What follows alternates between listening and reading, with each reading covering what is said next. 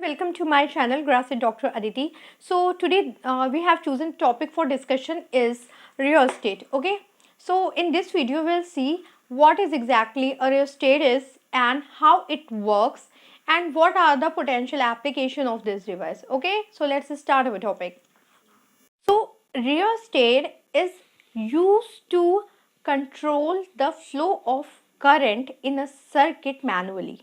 Means it is a variable resistor which are used in electrical circuits where we want to change the value of current, either we want to increase or decrease the value of current.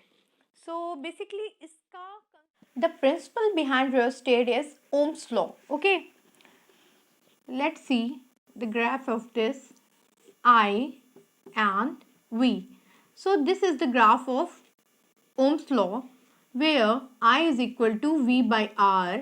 It means by changing the value of resistance in a circuit, we can control the value of current. Okay, so the basic principle behind rheostat is Ohm's law. It follows Ohm's law, right?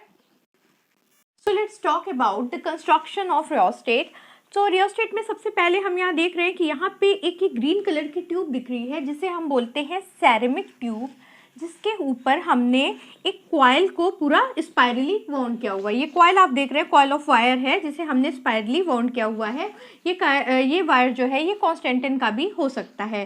Then इस rheostat में 3 terminals होते हैं। यहाँ पे A, B and C 3 terminal आपको दिख रहे हैं where A and C are the fix terminal and B terminal जो है उस पर एक वाइपर अटैच होता है जो इस कॉइल के ऊपर फ्रीली मूव कर सकता है। ठीक है, तो अब जब हम इस रियोस्टेट को किसी सर्किट में कनेक्ट करते हैं तो उसके एक एंड को, उस सर्किट के एक एंड को हम टर्मिनल A से कनेक्ट कर देते हैं एंड उसका जो सेकेंड एंड होता है उसको हम टर्मिनल B से अटैच कर देंगे। तो जब हमने सर्किट को रियोस्टेट पे कनेक्ट कर दिया, ठीक है, अब जो इस पे स्लाइडर है उस पे ये जो वाइपर अटैच होता है इट कैन मूव फ्रीली, ये लेफ्ट एंड राइट मूव कर सकता है। ठीक है, तो अब जब हम इसको सपोज करो कि अगर हम वाइपर को लेफ्ट टू राइट मूव कर रहे हैं, सपोज हमने वाइपर को इस पोजीशन पे कर दिया, ठीक है, तो अब जो हमारा रेजिस्टेंस होगा वो वाइपर यहाँ अटैच हो गया, मतलब कि जो ये कॉइल है इसकी लेंथ इंक्रीज कर गई सर्किट में।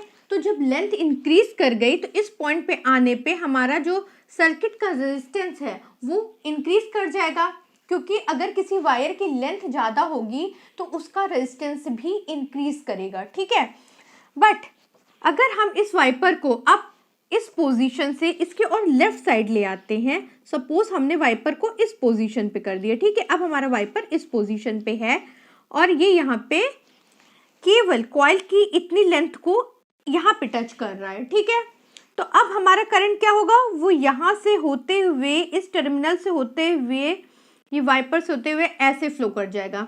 तो इसको जो लेंथ क्रॉस करनी थी कॉइल की वो सिर्फ इतनी सी लेंथ क्रॉस करनी पड़ी।